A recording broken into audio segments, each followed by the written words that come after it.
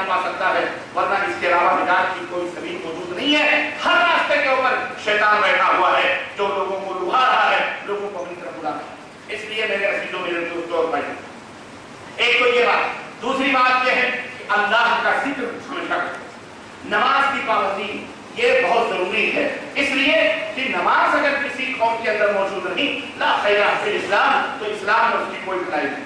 قبیلے بنو ثقیف کے لوگ طائف سے آئے اللہ کے نبی کے پاس۔ آپ کو پتا ہے کہ اللہ کے رسول صلی اللہ علیہ وسلم کو سب سے زیادہ خوشی جس بات سے ہوتی تھی، اور وہ یہ ہوتی تھی کہ کوئی مسلمان ہو جائے، کوئی کفر کو چھوڑ کر، شرک کو چھوڑ کر نبی کائنات صلی اللہ علیہ وسلم کے دامن سے وابستہ ہو جائے، اس سے زیادہ خوشی اللہ کے نبی کو اس سے ہوتی تھی۔ چنانچہ کچھ لوگ آئے، قبیلہ بنو ثقیف کے لوگ اللہ کے نبی سے کہنے لگے کہ ہم مسلمان ہونا چاہتے ہیں۔ آپ صلی اللہ علیہ وسلم نے فرمایا اہلا وسہلا، آؤ کلمہ پڑھو، مسلمان ہو جاؤ۔ انہوں نے کہا ہماری دو شرطیں ہیں، انہوں نے کہا ہماری دو شرطیں ہیں۔ کہنے کے بتائیے کیا شرطیں؟ کہنے کے ایک شرط تو یہ ہے کہ نماز ہمارے اوپر سے معاف کر دی جائے، نماز ہمارے اوپر سے معاف کر دی جائے۔ آپ صلی اللہ علیہ وسلم نے فرمایا نماز معاف کر دی جائے تو پھر اسلام میں کیا باقی؟ پھر اسلام کس چیز کا نام ہے؟ جس اسلام میں نماز نہ ہو تو اسلام اسلام ہو نہیں سکتا ہے۔ اس لیے نماز کیسے معاف ہو سکتی ہے تمہارے اوپر؟ انہوں نے کہا کہ چلیے 2 وقت کی معاف کر دیجیے، 3 وقت کی ہم پڑھ لیں گے، 2 وقت کی۔ آپ نے فرمایا 5 وقت کی پڑھنا ہے تو پڑھو، ایسا اسلام اللہ کو مطلوب نہیں ہے جس میں نماز نہ۔ اب آپ دیکھیے وہ مسلمان ہونا چاہتے تھے، آج ہمارے یہاں کچھ لوگ ایسے بھی ہو گئے، کوئی بات نہیں بھائی آنے تو دو، آنے دو، ہم اپنے اندر اس کو جما لیں گے، پھر اس کو نمازی بھی بنا لیں گے نہ۔ یہ اصول ہے، یہ منہج ہے نبی صلی اللہ علیہ وسلم کا، ایسا نہیں چلتا ہے کیا ہو ٹرین پہ بیٹھ جاؤ، پسند آئے تو سفر کرتے رہو، نہ پسند آئے تو ایک سیٹوں پہ اتر جانا۔ یہ کوئی ٹرین کا سفر، بسوں کا سفر نہیں ہے، یہ آخرت کا سفر، یہ آخرت کا سفر ہے، یہ ایمان اور عقیدے کا سفر ہے، یہ اللہ سے قریب ہونے کا سفر ہے۔ اللہ کے نبی نے وہی فرمایا کہ نماز نہیں تو پھر اسلام بھی نہیں۔ یہ بتاتی ہے یہ بات کہ جو لوگ نماز نہیں پڑھتے، نماز میں سستی کرتے ہیں، وہ ان کا اسلام صحیح نہیں ہے، ان کا اسلام ادھورا ہے۔ نماز پڑھنے کے فوائد بے شمار ہیں۔ بہرحال اس سے قبیلے بنو ثقیف نے کہا ٹھیک ہے چلیے ہم نماز پڑھیں گے، لیکن آپ نے فرمایا دوسری شرط کیا ہے؟ کہا دوسری شرط یہ ہے کہ جن بتوں کی ہم پوجا کرتے تھے 3 سال تک کے لیے ان بتوں کو نہ چھیڑا جائے، وہ جہاں ہے وہیں چھوڑ دیا جائے۔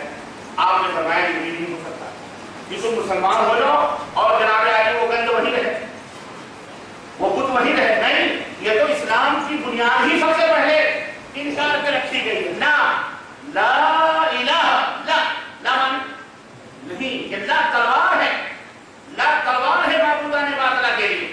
پہلے کہو لا الہ، نہیں ہے کوئی معبود حقیقی، پہلے یہ تلوار تمام معبودان باطلہ کے سروں کے اوپر گردنوں پر رکھا گیا۔ جتنے جھوٹے معبود ہیں پہلے انہیں بھی تو نابود کرو، پھر الا اللہ۔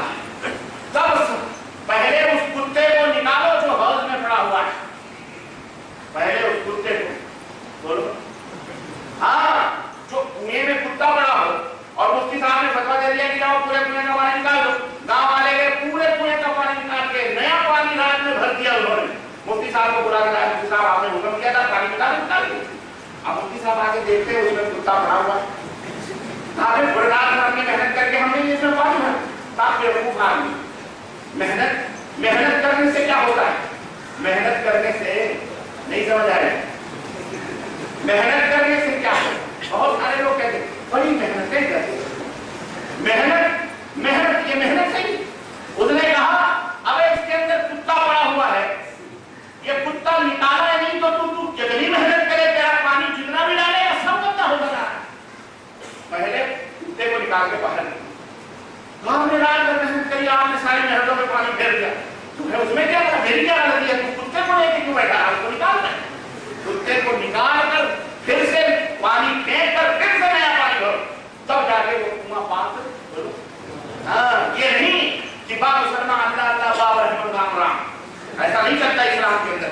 ہاں کہ پڑھیے نماز تو وضو گنگو جمن سے ہو، راضی رہے خدا تو رحمت کو گم نہ ہو، یہ اسلام نہیں ہے کہ ادھر بھی ہاتھ ملاؤ ادھر بھی ہاتھ ملاؤ۔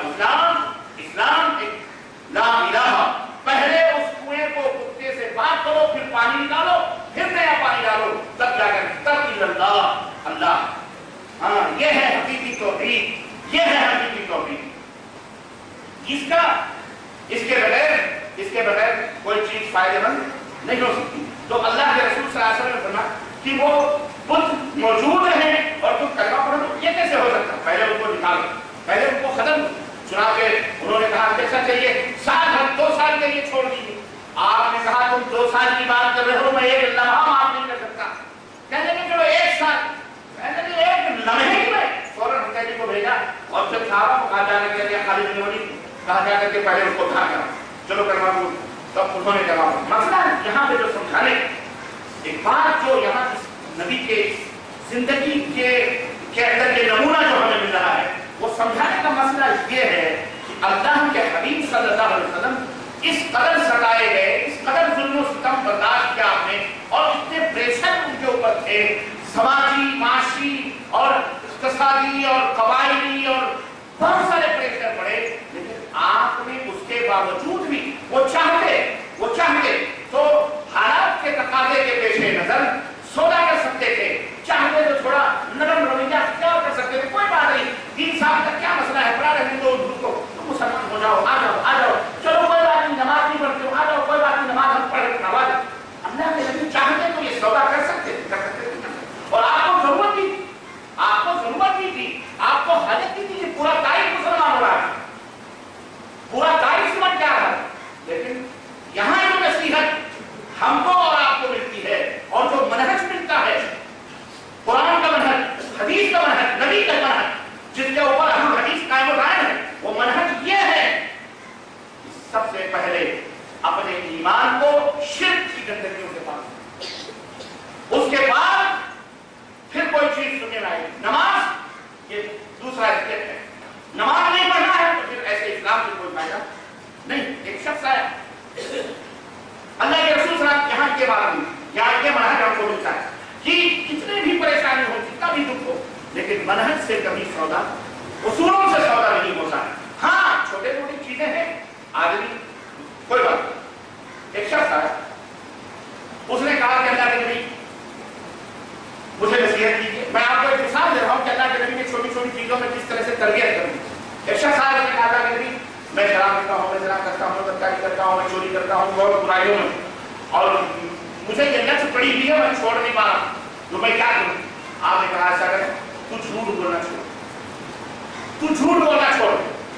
ठीक है, बस बोला तू झूठ बोल, ये नसीहत है। ठीक, वो गया घर में गया, शाम हुई, अब उसे वो मैं खाने याद आने लगी, मैं याद आने लगा, गुजर रहा है, सोच रहा है यहाँ भट्टी शराब की, वहाँ भट्टी शराब की, खुशबू आ रही। अब गया थोड़ी सी मान लेने, कौन देख रहा है? वो अंदर गया, जब वहाँ बैठा तो उसने गिलास भी लिए, पीने के लिए कुछ सोचता है यार अगर मैं पी लूंगा और सुबह आके नबी से मुलाकात हुई और आप पूछेंगे कि क्या तुमने शराब पी, तो मैं क्या जवाब दूंगा? झूठ तो बोलूंगा ना मत। उन्होंने शराब पीने से तो नहीं रोका, झूठ बोलने से तो मना किया ना, तो झूठ तो बोलना पड़ेगा।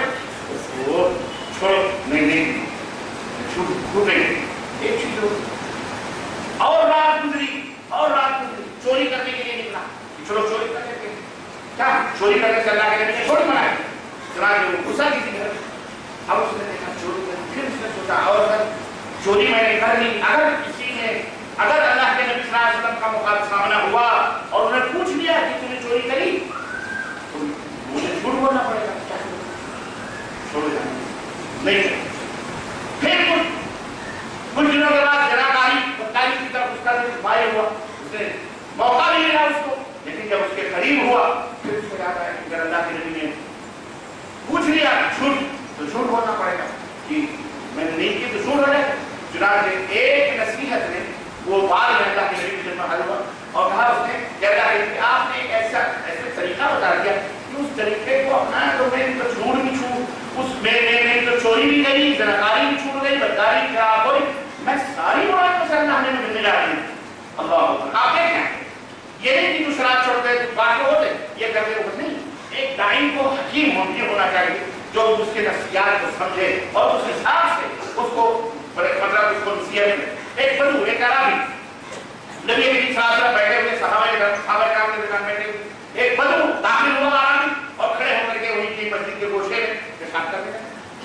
اب آپ دیکھیں کہ آپ تو حالت یہ ہے کہ اگر کوئی جوتا پہن کے آ جائے تو آپ کے اوپر کفر کے بدلے لگوا دیں گے، ہر سے کفر کا بدلہ لگا دیں گے۔ مسجد کے اندر حالت جوتا پہننا کوئی بری بات نہیں ہے، اگر صاف ستھرا ہے تو مسجد میں بھی آ رہا ہے، لیکن ہمارے لوگوں کا مزاج ہے، دماغ ایسا کہ 1 کلومیٹر کے پہلے جوتے اتار دو، بھلے نیچے پیر میں مٹی دھول لگ کے آئے یا نہیں۔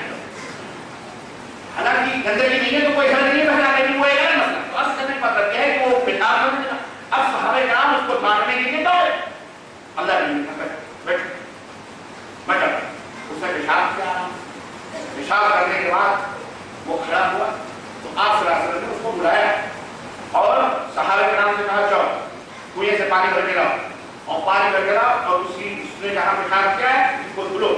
انہیں جنہوں نے ڈانٹا تھا اسی کے سامنے اس پیشاب کو دھلوایا اللہ کے نبی، پانی پھروایا اس کو اور اس کو سمجھایا۔ اس نے کہا کہ اللہ کے نبی صلی اللہ علیہ وسلم اس سے کہا کہ اللہ کا گھر ہے، یہاں اللہ کی عبادت ہوتی ہے، یہاں یہ تمام سب کام نہیں کیے جاتے، سمجھے نہیں جاتے، یہاں پر یہ کام نہیں کیے جاتے، یہاں اللہ کی عبادت کی جاتی ہے، مسجد ہے، ایسا نہیں کرنا چاہیے۔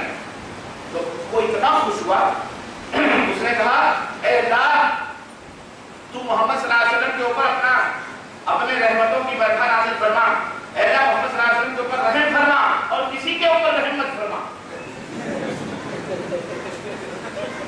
محمد صلی اللہ علیہ وسلم کے اوپر رحم فرما اور کسی کے اوپر رحم مت فرما۔ تو اللہ کے نبی مسکرا رہے، اس نے کہا، اللہ کے نبی نے کہا کہ اللہ کے بندے اللہ کی رحمت کتنی وسیع ہے، تم نے اتنا مختصر کیوں کر دیا، تو آئے تمہیں سب کو دینا چاہیے۔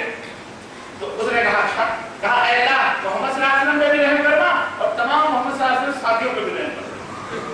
بات دیکھیے تربیت کا یہ انداز، ہمارے درمیان ایسے جاہل قسم کے لوگ موجود ہیں کہ اللہ کو چھوڑ کر اللہ کے سامنے ہاتھ پھیلا دیتے ہیں، جہاں دیکھا کوئی ٹھیکری منجی کو معلوم سمجھ گیا، جہاں دیکھا منی ستیہ سے مطلب لگا کہ ہے ہمارے یہ پر بتا یہ نہیں ایک کافی ہے کہ مجھے ایک نہیں پیار محبت راس کافی ہم کافی بنانے کے لیے نہیں آئے کسی، ہم وہ اگر ہم کو کافی کہتا ہے اس کا بھولا پر بیوقوف ہے، اس کو سکھایا اسی لیے آپ سمجھ لیں یہ مریض ہے، یہ کیا ہے، یہ مریض ہے، مریض عشق پہ رحمت خدا، مرض بڑھتا گیا دونوں دوا، تو یہ مریض ہے، اس کو سمجھاؤ، آپ ڈاکٹر ہو، آپ مسیحا ہو، ڈاکٹر ہو، حکیم ہو، سمجھے کسی نے آپ کا فرض بنتا ہے کہ بڑے پیار سے نوجوان کرتا، آپ کے اپنے دوست کالجز میں، انسٹیٹیوٹ میں، اسکولس میں، ہر جگہ آپ اپنے گھر کو، اپنی بہنوں کو، بیٹیوں کو، سب کو یہ تربیت کرو، کو داعی بنائیں، کو داعیہ بنائیں، تاکہ چاہتا کہ یہ قافلہ آگے بڑھتا ہے۔ اور الحمدللہ آپ دیکھیں کہ خیر کا قافلہ بڑھتا ہی رہتا ہے۔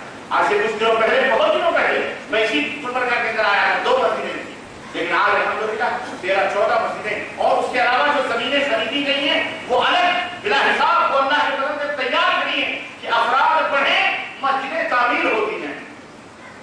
بس آپس میں اخوت، محبت، بھائی چارگی اور یہ گٹس اور یہ اتحاد بھی باقی رکھنے کی ضرورت ہے۔ کیوں؟ شیطان یہ نہ سوچو کہ شیطان غافل ہو کے بیٹھا ہے، ان سے غافل ہے، لیکن تمہارے چاروں طرف شیطان کھیل کھیل رہا ہے، کس کو پھوڑیں، کس کو توڑیں، کس کے دل میں کس کی دشمنی ڈالیں، خاندان میں لڑائی، بھائی میں بغض اور حسد اور کینے اور کپٹ اس طرح سے پیدا کر کے مسجدوں میں تفریق اور اس طرح سے علماء کو ڈال کر کے ان کے خلاف غیبتیں چغلیاں لگا کر کے اس طرح تمہارے اتحاد کو پارا کرنے کی شیطان کوشش کرے گا۔ وَلَا تَنَازَعُوا فَتَفْشَلُوا وَتَذْهَبَ رِيحُكُمْ، اللہ نے فرمایا دیکھنا جھگڑے نہ کرنا، تنازع نہ کرنا، فَإِن تَنَازَعْتُمْ فِي شَيْءٍ فَرُدُّوهُ إِلَى اللَّهِ وَالرَّسُولِ، اگر کبھی جھگڑا بھی ہو جائے تو اللہ رسول کے اوپر فیصلے چھوڑ دو، وہ جو فیصلہ کریں گے تو قبول کرو۔ ہاں جب یہ اصول موجود ہیں تو اے اہل حدیثو، آج امت کو، دنیا کو تمہاری ضرورت ہے، دنیا تمہاری طرف پیاسی نظروں سے دیکھ رہی ہے۔ آب زمزم، آب کوثر، نبی کے سنتوں کے جام تمہارے پاس موجود ہیں، حقیقی بغیر ملے ملاوٹ کیے ہوئے، دنیا والوں کے پاس تو لگانے کیا کیا ملے ہوئے ہیں، ہاں لیکن یہ بغیر ملاوٹ کے موجود ہیں، دنیا کو تمہاری ضرورت، اس لیے تم آپس میں متحد، آپس میں اتحاد باہمی اور ایثار اور قربانی اور جذبہ یہ مکمل تمہارے اندر ہونا چاہیے، ہمارے اندر ہونا چاہیے۔ اپنے امیر کی اطاعت، امیر نے کہا یہ کام کرنا ہے، مشورہ کرو، مشورہ کرنے کے بعد وہ وَإِذَا عَزَمْتَ